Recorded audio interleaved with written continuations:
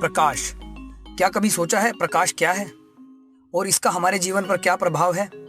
ये और आने वाली कुछ वीडियोस के माध्यम से हम ऐसे ही सवालों के जवाब ढूंढने का प्रयास करेंगे। चलिए एक उदाहरण लेते हैं। हम संसार में उपलब्ध अनेक वस्तुएं देखते हैं और एक अंधेरे कमरे में हमें कुछ नहीं दिखाई देता। ऐसा क्यों होता है? बिल्कुल, इसका जवाब है प्रकाश।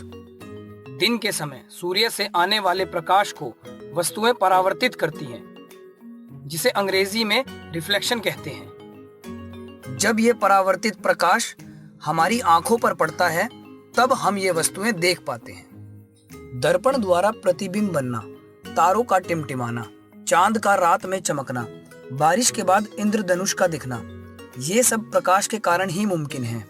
यदि प्रकाश ना हो तो हम इनमें से किसी भी प्रक्रिया को नहीं देख पाएंगे। जैसे कि हमने 7वीं और 8वीं कक्षा में भी प्रकाश के बारे में पढ़ा है कि किस तरह प्रकाश की किरणें चलती हैं, समतल दर्पण से प्रतिबिंब का निर्माण कैसे होता है और परावर्तन के नियम। नंबर 1, आपतन कोण और परावर्तित कोण बराबर होते हैं। नंबर 2, आपतन किरण दर्पण के आपतन बिंदु पर अभिलंब तथा परावर्तित किरण सभी एक ही तल में होते हैं। साथ ही हम समतल दर्पण से बनने वाले प्रतिबिंब की विशेषताओं से भी परिचित हैं। नंबर 1, समतल दर्पण द्वारा प्रतिबिंब हमेशा आभासी और सीधा होता है। नंबर 2, प्रतिबिंब का साइज वस्तु के बराबर होता है। नंबर 3, प्रतिबिंब दर्पण के पीछे उतनी ही दूरी पर बनता है जितनी दूरी पर दर्पण से वस्तु रखी हो। नंबर 4, और प्रतिबिंब पार्श्व परावर्तित या लिटरली इन्वर्टेड होता है। यदि समतल दर्पण की जगह गोलीय दर्पण लिया जाए तो क्या प्रतिबिंब की विशेषताओं में कुछ बदलाव आएगा? आइए इस क्रियाकलाप के जरिए गोलीय दर्पण को समझने की कोशिश करते हैं। मेरा नाम राहुल है और आज मैं इस चमकदार बड़े चम्मच की मदद से अपने प्रतिबिंब को समझूंगा। अरे, मैं जैसे जैसे चम्मच को दूर लेके जा रहा हूँ वैसे वैसे प्रतिबिंब का साइज छोटा होता जा रहा है। और ये क्या, मेरा प्रतिबिंब इस चम्मच में उल्टा क्यों नजर आ रहा है? यदि मैं चम्मच को पलट कर देखूं तो क्या होगा? यहाँ भी प्रतिबिंब का साइज छोटा होता जा रहा है, परंतु है सीधा, पहले केस की तरह उल्टा नहीं। क्या आप सोच सकते हैं कि राहुल के साथ ऐसा क्यों हुआ होगा? यदि हम देखें तो चम्मच का आकार गोल है, समतल नहीं। इस चम्मच की तरह जिन दर्पण का परावर्तक पृष्ठ गोलीय होता है वो गोलीय दर्पण कहलाते हैं। प्रतिबिंब का छोटा और उल्टा दिखना गोलीय दर्पण की विशेषताओं में से 2 विशेषताएं हैं। ये गोलीय दर्पण कहां से आते हैं?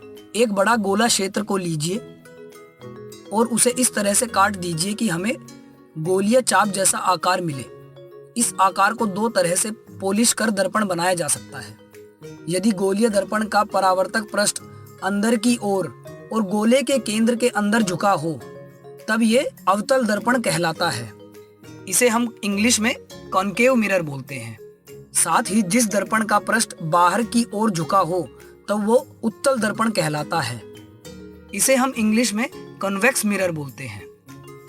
चलिए एक और क्रियाकलाप से गोलीय दर्पण को समझने की कोशिश करते हैं। हेलो दोस्तों, मैं फिर आ गया।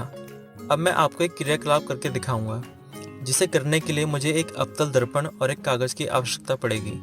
यदि मैं अवतल दर्पण को सूर्य की ओर इस तरह रखूं कि सूर्य से आने वाला प्रकाश अवतल दर्पण पर गिरे और दर्पण से परावर्तित किरणें मेरे हाथ में लगे कागज पर। कागज को तब तक आगे और पीछे करते रहें जब तक कागज पर प्रकाश का तेज बिंदु प्राप्त ना हो जाए। कुछ समय तक कागज और दर्पण को इसी तरह रखने से कागज सुलगने लगेगा। कागज से धुआं निकलता नजर आएगा। ऐसा क्यों हुआ होगा? ऐसा इसलिए हुआ है कि सूर्य से आने वाले प्रकाश को अवतल दर्पण ने एक जगह केंद्रित किया, जिस बिंदु को विज्ञान की भाषा में अवतल दर्पण का मुख्य फोकस भी कहा जाता है।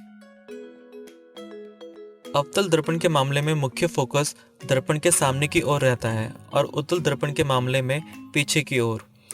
जैसा कि हम जानते हैं कि गोलीय दर्पण एक गोले क्षेत्र का भाग होता है, तो उस गोले के केंद्र को दर्पण का वक्रता केंद्र या सेंटर ऑफ कर्वेचर भी कहा जाता है।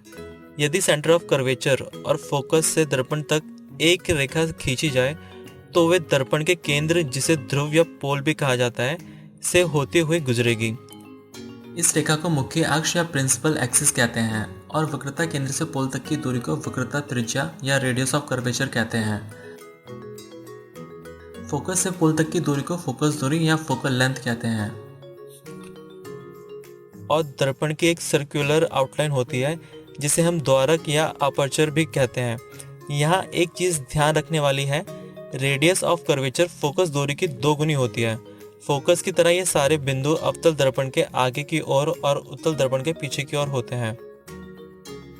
तो चलिए आगे बढ़ते हैं। अब तक हमने गोलीय दर्पण और उनके अनेक हिस्सों पर चर्चा कर ली है और साथ ही आपने अपनी किताबों में कुछ इस तरह के चित्र भी देखे होंगे जहां चित्रों द्वारा दर्पण और प्रकाश की किरणों से प्रतिबिंब को दर्शाया जाता है। तो ये चित्र बनाने और समझने के लिए हमें 2+4 का नियम याद रखना होगा। इसमें 2 किरणों की संख्या और 4 केस हैं।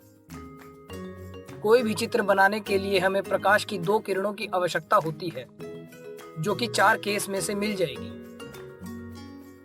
पहले केस में यदि प्रकाश की किरण मुख्य अक्ष या प्रिंसिपल एक्सिस के समानांतर आती है तो परावर्तित होने के बाद वे अवतल दर्पण के फोकस से गुजरेगी अथवा उत्तल दर्पण के फोकस से डाइवर्ज या दूर होती नजर आएगी।